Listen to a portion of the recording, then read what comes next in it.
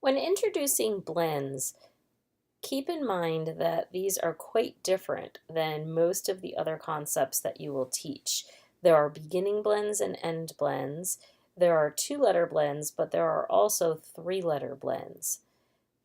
When you are introducing the blends, keep in mind that some of your students, particularly if they are young, will need to do ST blends and SP blends and L blends and R blends and on and on and on.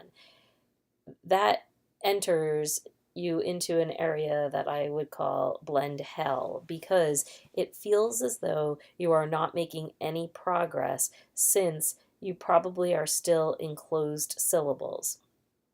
Feel free to do either a few blends and then a digraph and then a few more blends and then maybe a silent E syllable and back and forth so that you can continue to make progress in other areas.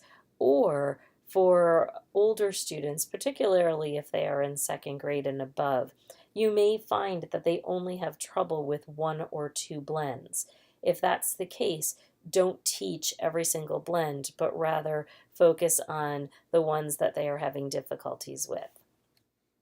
If you are doing the yellow cards, they should be repeating the word that you say and then spelling the blend. So for example, you would say the blend you hear at the beginning of clip. They say clip and write and say CL. The blend you hear at the end of last is what you would prompt. They would say last, ST. When doing the white cards, the salmon and white cards, all of the blends will be on the white cards. Remember, they are not meant to provide the sound in isolation, but rather to read the words on the cards.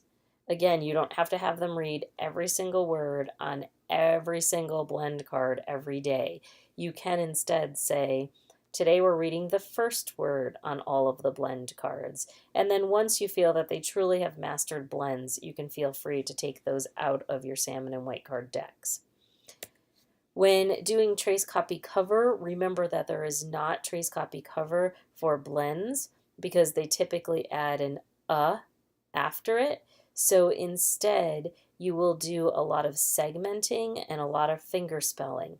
Just know that although many other programs do bl as a sound, that's actually two sounds, and we don't want to fill their working memory by making them remember bull, cold, full, pull, and a variety of other blends, but rather they should be able to decode and encode these sounds by just looking at them and going s, t, ah, p, and one finger for each consonant that you hear. When doing dictation, if you are working with students who you really need to break down the sounds, you may decide to do an entire week of L blends. First by doing BL, then the next day doing CL, then the next day doing FL. Most of you, however, will not need to break it down quite that much, and you may decide to do L blends for a day or two and then move on to R blends for a day or two. Just make sure that if you do have speech and language children in your group, that you're checking with the speech pathologist to first make sure that they can actually say those L and R sounds before you work on trying to have them read and spell them.